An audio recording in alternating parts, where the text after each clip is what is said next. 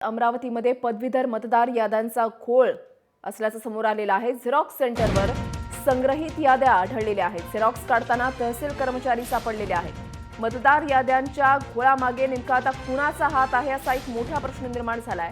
संजय खोडके विरुद्ध रणजित पाटील यांच्यामध्ये लढत आहे। काँग्रेसकडून खोडके तर भाजपकडून पाटील यांच्यामध्ये लढत आहे। अमरावतीमध्ये पदवीधर मतदार संघाची निवडणूक जाहीर झाल्यावर लगेचच गोंधळाला सुरुवात झाली आहे। काँग्रेसचे संजय खोडके आणि भाजपचे रणजित पाटील यांना अमरावती मतदारसंघातून उमेदवारी मिळालेली आहे। पण तत्पूर्वीच निवडणुकीसाठी संग्रहित केलेल्या मतदारांच्या याद्या शहरातल्या झेरॉक्स सेंटरवर आढळून आल्यानं शहरामध्ये गोंधळ निर्माण झालेला आहे। या प्रकरणी ॲडव्होकेट संतोष गावंडे यांनी सिटी कोतवाली पोलीस ठाण्यामध्ये तक्रार दिली आहे। दरम्यान माहिती अधिकार कायद्याअंतर्गत संबंधित झेरॉक्स काढल्या जात असल्याचा खुलासा तहसीलदार राजेश्वर हांडे यांनी केला आहे।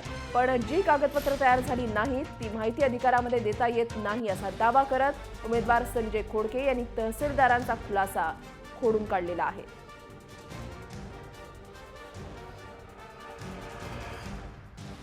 न्यायालयाने असे आदेश दिलेले आहेत की संपूर्ण भारतभरात जे शिक्षक आणि पदवीधरची निवडणुका होत आहेत त्याच्या सगळ्या याद्या ह्या खारिज करण्यात याव्या आणि 1 ऑक्टोबरपासून नवीन नोंदणी सुरू करण्यात यावी।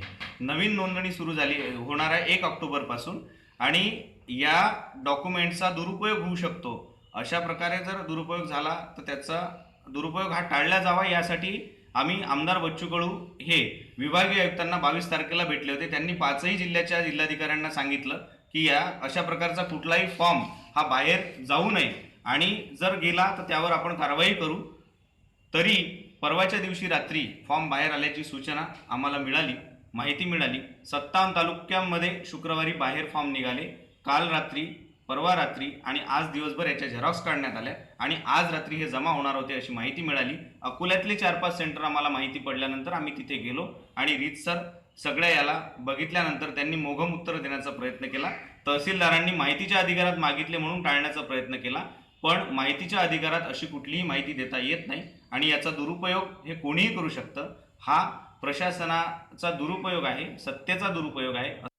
कालपासून वेगवेगळ्या तहसीलमधून वेगवेगळ्या लोकांचे फोन येत होते की इथले फॉर्म काढून झेरॉक्स काढून दिल्या जात आहे आणि ते असं वाटलं की कदाचित कोणीतरी काही सांगते वगैरे, परंतु आज हा प्रकार या अकोल्यामध्ये या झेरॉक्स मशीनच्या तिथं सापडले गेले गठ्ठे आणि त्यात तहसील ऑफिसचे आपल्या बाजूनं आपण बघताय की तहसील ऑफिसचे 2 कर्मचारी ते घेऊन आलेले आहे आणि त्यांनीच हे तिथे गठ्ठे झेरॉक्ससाठी आणले आहे। तहसीलदारला विचारलं, तहसीलदार म्हणतात की मला माहीत नाही, माहिती अधिकारी राठोड आहेत आणि राठोडनी ते माहितीच्या अधिकारात दिले। माहितीच्या अधिकारात एखादं डॉक्युमेंट जे रजिस्टर्ड होते ते देता येते।